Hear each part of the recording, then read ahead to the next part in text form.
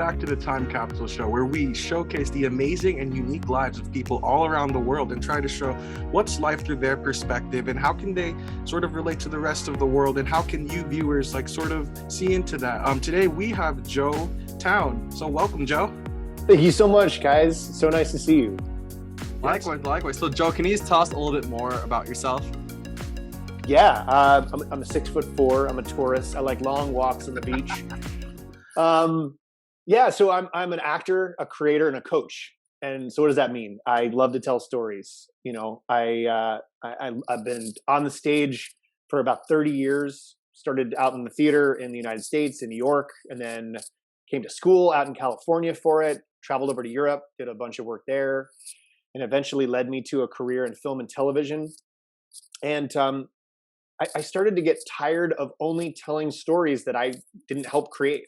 I started getting really curious about how I could help tell stories myself.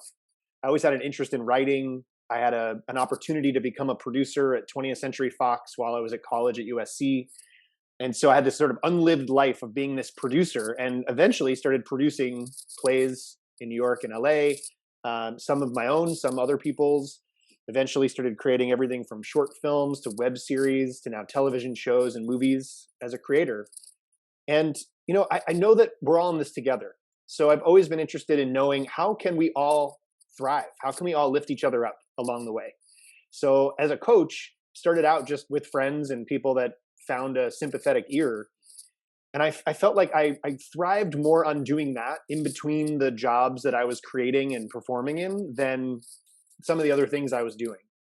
So I've now been a coach for going on 2.5 decades, and it's looked a lot of different ways, but I love the idea of us trying to get better. So my passion there is try to help people do things better than they've ever done them before. Wow. What was the aha moment for you when you realized that you wanted to tell your own stories instead of sort of participating in other people's stories? That's a really great question. You know, I think I had really, I had sort of passionate artist parents. So that was like the framework of growing up. I had this mom who's a visual artist. She drew pictures. She was a painter. She was a sculptor, just so many different mediums. But I was in awe of how she could make something so beautiful and get the ideas out of her head and onto paper or canvas. I couldn't do that way. I learned more about photography. So my stepdad was a photographer and a videographer. And my biological dad was a DJ, a rock and roll DJ. And so between all three of them, it was storytelling and art. It was music and pictures. And so it's sort of like that was the framework that I was introduced to. But then all of a sudden, you know, whether my medium was crayon, my very first storytelling, the books that I would draw were in crayon. I think I started to feel like, God, I've told this story before. You know, I was on stage and maybe like, that feels like a similar character. So I don't know if it was boredom or curiosity or a combination of both, but I started to get curious about what other stories could I tell? And when I was creating my own opportunities, I felt like I had more opportunities than the industry was telling me I could do. I've always had this sort of baby face, but I'm 6'4". So like people had a hard time seeing me because, you know, when you're 6'4", you're supposed to be this intimidating, you know, sort of presence, either like Superman, which I was not physically, or you were supposed to be like a sort of, you know, badass, you know? And so I guess I had to find my own inner badass and find things that worked for me. You know, I was never quite the handsome enough guy to be the romantic comedy lead in a traditional romantic comedy at a studio, but maybe I wasn't quite quirky looking enough to be the best friend. So if I didn't fit in what somebody else was going to offer me, I didn't want it to end there. So I wanted to like make some stuff. And that's when you decided to create your own opportunities, your own stories for you to tell and share for yourself. That's right. I love that. Well, so I know you've been in a creative environment your whole life, and we always love to ask this question to everyone that comes on the show. But if you weren't doing what you're doing now, like what else would you be doing with your life? Maybe something that isn't creative, that isn't in this path that you're doing now. Yeah, it's a really good question. I think it might be something like what Anthony Bourdain did. You know, I think it would have something to do with food, like cooking for people and connecting with how we love other people by creating delicious meals. And I would probably take that on the road because I'm so curious about learning about people and learning about their individual lives and journeys and culture and history. So there's something about the combination of travel and food and connecting to people and telling their stories that I would probably be doing. Is really amazing. And I know like you've had your company for a while now. Could you tell us a little more about how you've coached like athletes, executives, other actors and all that? Yeah, absolutely. Yeah. So about 5 years ago now, the Performer's Mindset company was born. Our first program was launched. But for a decade before that, I was running a laboratory. I was running a laboratory in my own personal coaching clients, at the acting studio in Hollywood, where I was a coach and a teacher. And then I was invited to create a program that didn't exist around auditioning. And then I also was, learning about different things and practicing them for my own auditions and my own time on set. So there was this intersection between art and sport. And all of a sudden, I found myself drawn to head coaches and athletes and learning from them, and then wondering how they could teach actors how to be more confident and how to train that kind of noise that happens in our head, how we can recover better so we don't get burnt out. And then I, at the same time, was thinking, gosh, athletes have to be so tough all the time. What is mental toughness? How do we deal with our own emotions? What does vulnerability have to do with being an athlete or a coach in modern society? And how do we use these to get better collectively? And so I started coaching football players who were coming into this acting studio, who were now auditioning for TV and film. And then I started working with an MMA athlete who had been world class, like best in the world, and now was in this A-list Hollywood movie and needed to understand that in both cases, they already knew what to do. They just hadn't applied what they knew to this new skill set. So for example, if you were a punt returner in the NFL, and there were a couple of guys who were auditioning for a TV show, and I was trying to teach them about how we have to be simultaneously aware of two things at the same time. Well, as a punt returner, you have to track the football and also read the field. So there's a simultaneous awareness. And when I mentioned to them that acting was really about having this own inner awareness of our own inner intelligence, our emotional intelligence and creative impulses, while also connecting to the other people and environment that we're acting in, something clicked. And when I was talking to this MMA athlete about her journey, she was feeling tentative and nervous about going in and acting with all these sort of established artists, even though she had the role. And what I tried to share with her was, I asked her a bunch of questions first.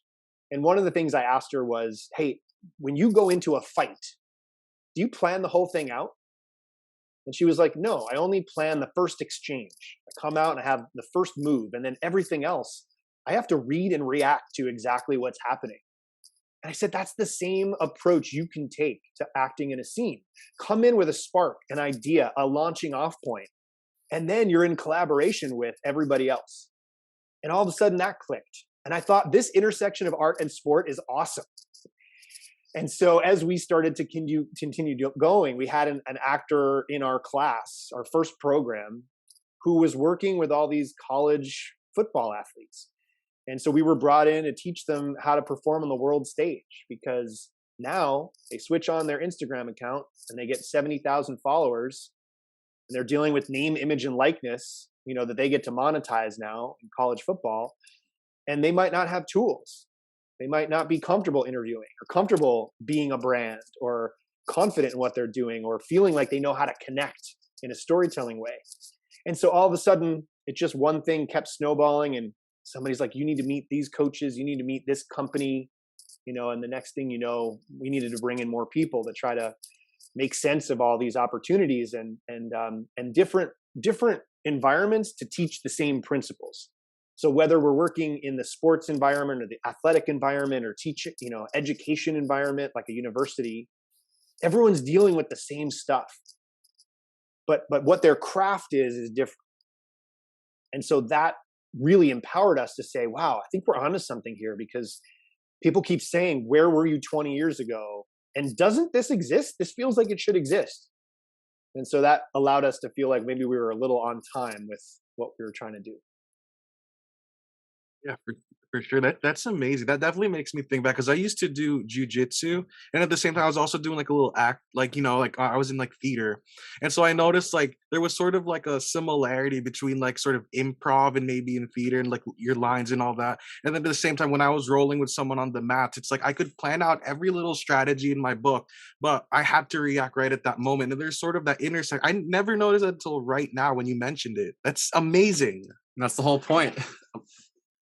I love that those aha moments happen because you asked me about an aha moment. You just had one, but isn't that cool? We were doing the same thing. You were improvising on the mat.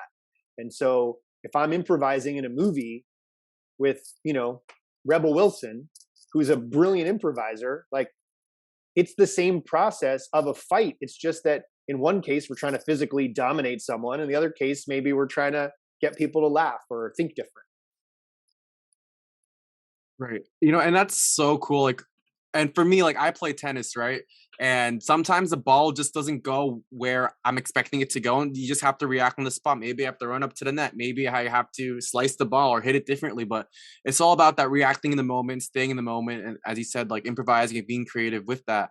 But I do have a question because one thing I've noticed, I don't know if I'm accurate at all saying this, but I've noticed that some athletes have a hard time expressing their emotions. They have a hard time understanding their emotions. So do you encounter that with the athletes that you've worked with, and how have you overcome those situations with them?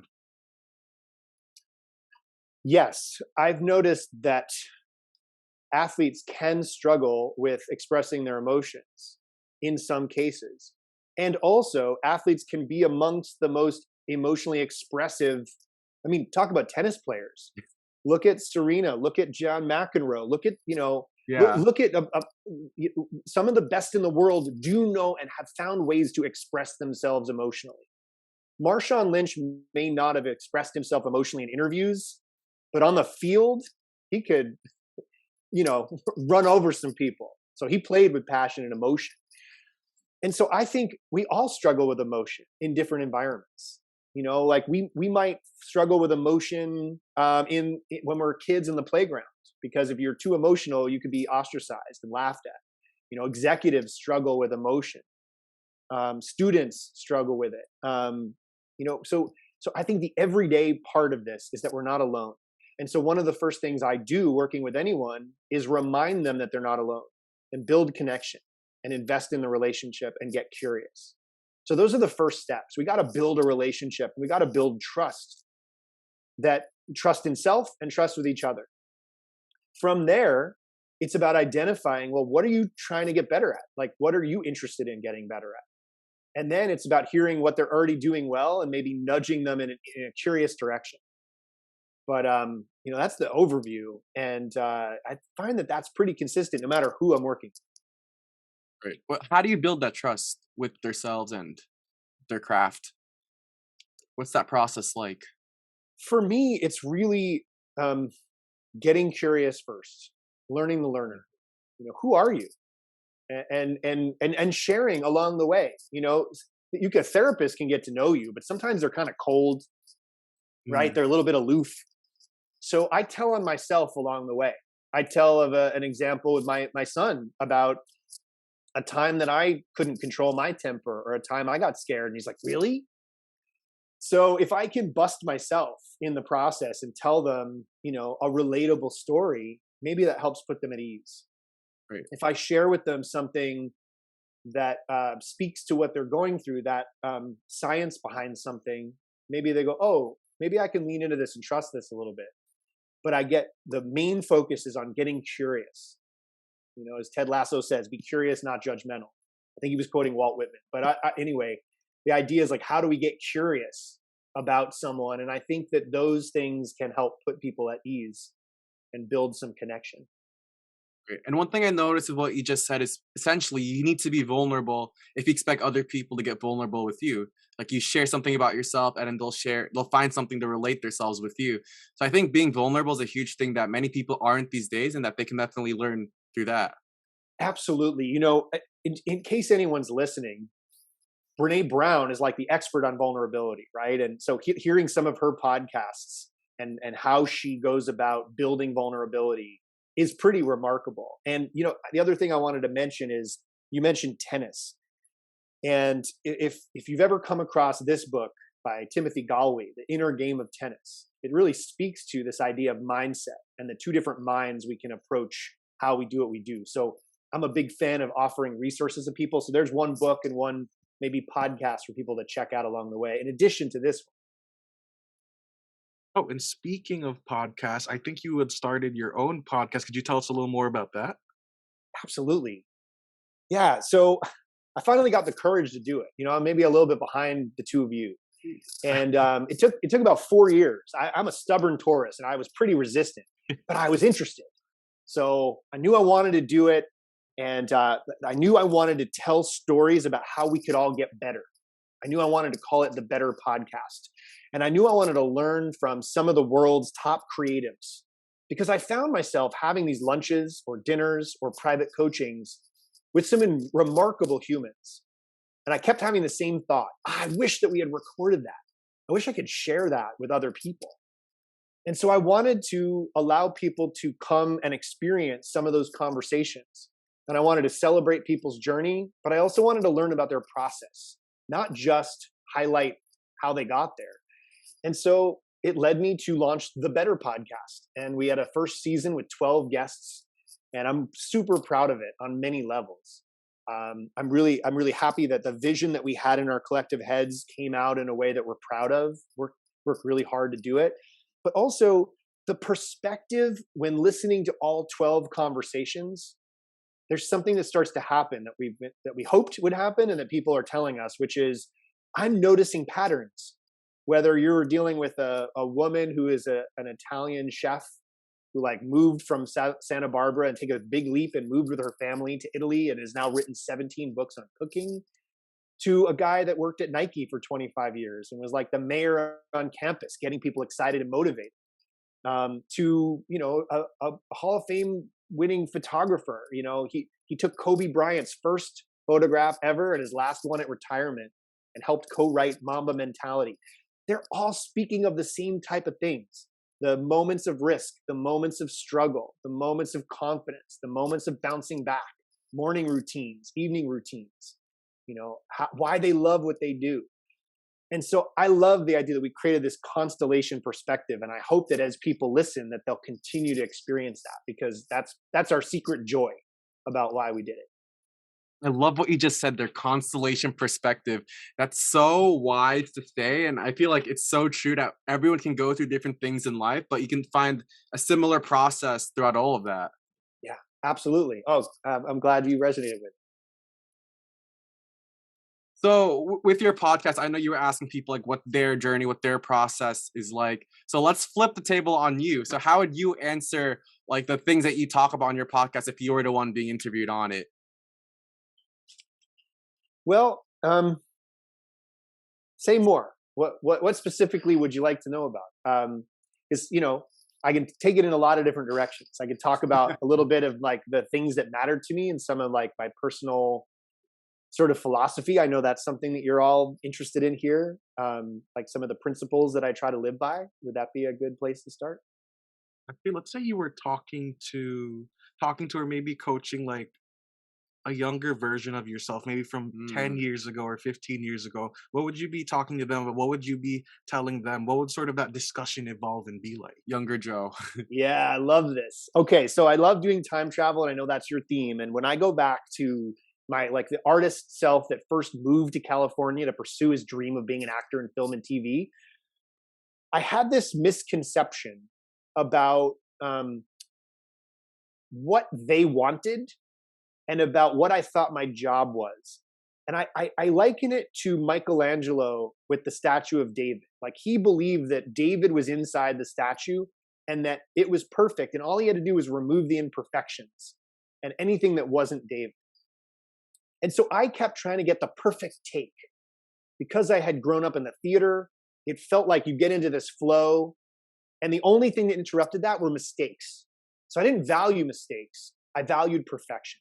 And so every take I was trying to get closer and closer to perfect. And anytime it wasn't perfect, I was miserable. But frankly, even when it was perfect, I was miserable because it wasn't alive. It was like showing my plan, or it was sort of like that second serve in tennis where it was just good enough to get over the net. But it wasn't like the risky, where you try to go for it and let it rip. And so I think I would tell younger self, like, ease up, young buck, like embrace mistakes. They don't care. They want your original take on this. They want your messiness as opposed to your perfection. So that's one of the main things that I would try to coach them on. Embrace your mistakes. I love that. Well, since we're all on this theme about the past and we're about time travel and that you're on the time capsule show, we love to ask everyone this one question on our show. If you were to leave something in a time capsule for people to dig up 100 years later, what would you put in there and why?